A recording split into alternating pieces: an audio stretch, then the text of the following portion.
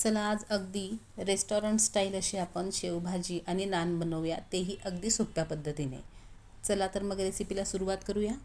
सुरुवातीला आपण शेवभाजीसाठी बघा इथे काही खोबऱ्याचे काप मी करून घेतलेले आहेत. त्याचबरोबर थोडासा लसूण, आलं घेतलेलं आहे आणि टोमॅटो चिरून घेतलेले आहेत 2 मध्यम आकाराचे. त्याचबरोबर आपण इथे कांदा पण वापरू शकतो, पण श्रावण महिना असल्यामुळे मी इथे कांदा वापरणार नाही आहे. आता हे सर्व जिन्नस आपण छान शिजवून घ्यायचे आहे. ते शिजेपर्यंत आपण इकडे आता लगेचच नानची तयारी करून घेऊया. त्यासाठी 2 कप मी इथे गव्हाचं पीठ घेतलेलं आहे, अर्धा कप मैदा, त्याच्यामध्ये 1 मोठा चमचा पिठी साखर घातलेली आहे, चवीप्रमाणे मीठ, पाव चमचा खाण्याचा सोडा घातलेला आहे आणि त्याचबरोबर 2 मोठे चमचे मी याच्यामध्ये दही घालून घेतलेलं आहे. आता हातानेच आपण हे सर्व व्यवस्थित मिक्स करून घ्यायचं आहे.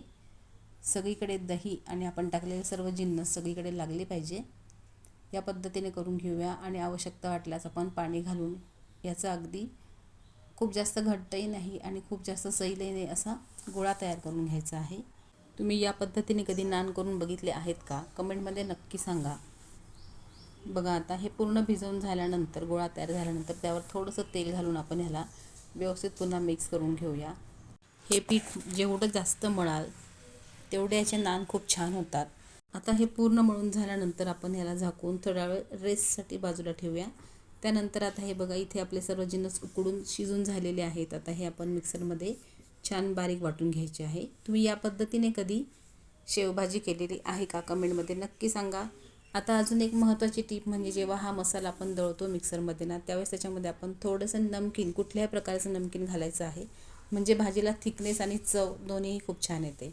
आता एका कढईमध्ये तेल घेऊन त्याच्यामध्ये मी फोडणीसाठी सुरुवातीला मोहरी, हळद, हिंग घातलेलं आहे. नंतर आपण जे वाटण तयार करून ठेवलेलं आहे ते वाटण ह्याच्यामध्ये घालून ह्याला छान परतून घ्यायचं आहे. आता हे परतत असतानाच आपण काही बेसिक मसाले याच्यामध्ये घालून घेऊया. तर सुरुवातीला मी इथे धने जिऱ्याची पूड घातलेली आहे, गरम मसाला घालून घेतलेला आहे. पुन्हा ह्याला छान परतून घेऊया. बघा आता आपण हा जो मसाला परततो ह्याला छान तेल सुटायला लागलेलं आहे. यानंतर मी याच्यामध्ये ॲड केलेला आहे लाल तिखट, त्याचबरोबर 1 चमचाभर किचन किंग मसाला ॲड केलेला आहे. पुन्हा ह्याला छान परतून घ्यायचं आहे. हॉटेलमध्ये हा मसाला याच पद्धतीने खूप जास्त परतला जातो, त्यामुळेच खरं तर त्याला खूप छान टेस्ट येते. मसाले खूप छान एकजीव होतात. बघा तर हे वाटण आपलं रेडी आहे. तेल पण सगळीकडनं छान सुटायला लागलेलं आहे. आता या स्टेजला आपण इथे गरम पाणी ॲड करायचं आहे. आज आपण मसाला न भाजता शिजवून घेतलेला आहे. खरं तर ह्याची टेस्ट त्याच्यामुळेच हॉटेलसारखीच लागते अगदी. आता आपल्याला पाहिजे तशी कन्सिस्टन्सी येण्यासाठी आपण इथे पाणी घालून घ्यायचं आहे. त्यानंतर चवीप्रमाणे मीठ ॲड केलेलं आहे. वरतून आपण ह्याच्यामध्ये कसुरी मेथी थोडीशी क्रश करून टाकलेली आहे. आणि आता छान उकळी आल्यानंतर ह्याच्यावर आपण कोथिंबीर घालायची आहे, छान ताजी आणि फ्रेश. आता सुरुवातीला अगदी थोडीशी शेव घालून आपण उकळून घेऊया. त्यानंतर मात्र आपण जेव्हा सर्व करू ही भाजी त्यावेळेसच आपल्याला शेव ॲड करायची आहे. ह्याच्यामुळे काय होणार आहे तर भाजीला रंग छान येईल, त्याचप्रमाणे त्याची टेस्ट दुपटीने वाढेल. तर यानंतर जेव्हा केव्हा शेवभाजी बनवाल तर नक्की या पद्धतीने शेवभाजी बनवा. आणि ह्या पद्धतीने झालेली शेवभाजी तुम्हाला कशी वाटली तेही नक्की सांगा. तर आता आपण हे जे पीठ मळून ठेवलेलं होतं हे बघूया. तर त्याला छान आतून जाळी पडलेली आहे. पुन्हा एकदा छान मळून घेऊया हे पीठ आणि ह्याचे आपल्याला ज्या आकारामध्ये, ज्या साईजमध्ये नान बनवायचे आहेत त्या साईजमध्ये छोटे छोटे असे गोळे तयार करून घेऊया.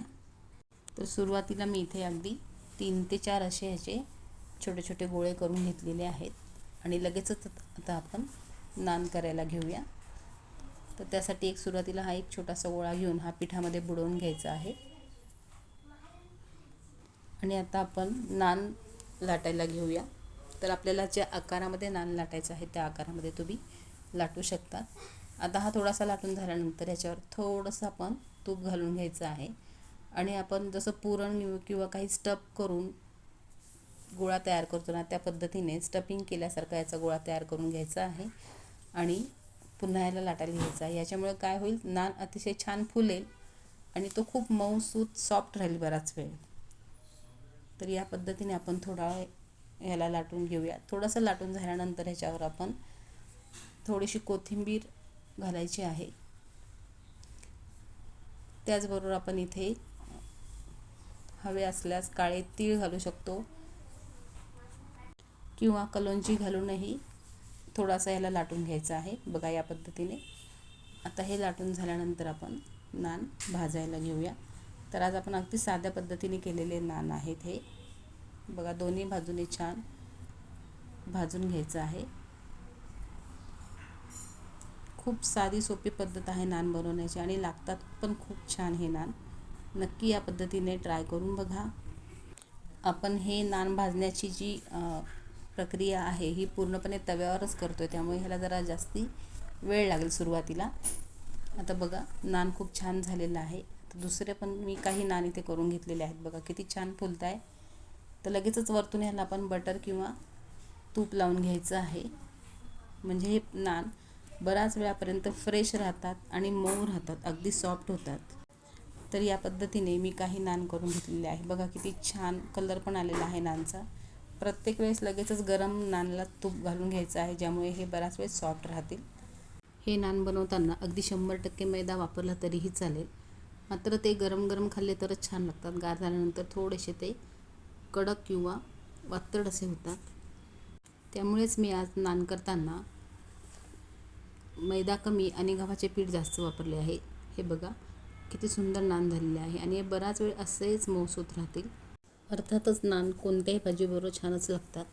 तर नक्की ही नानची रेसिपी पण ट्राय करा आणि नान कसे झाले, कसे जमले कमेंटमध्ये जरूर सांगा. तर बघा इथे आता आपली शेवभाजी रेडी आहे. त्यानंतर मी इथे नान पण घेतलेलं आहे. त्याचबरोबर मी इथे मिरची आणि हळदीचं लोणचं वाढलेलं आहे, घेतलेलं आहे. याची रेसिपी पण मी ऑलरेडी यूट्यूबवर अपलोड केलेली आहे.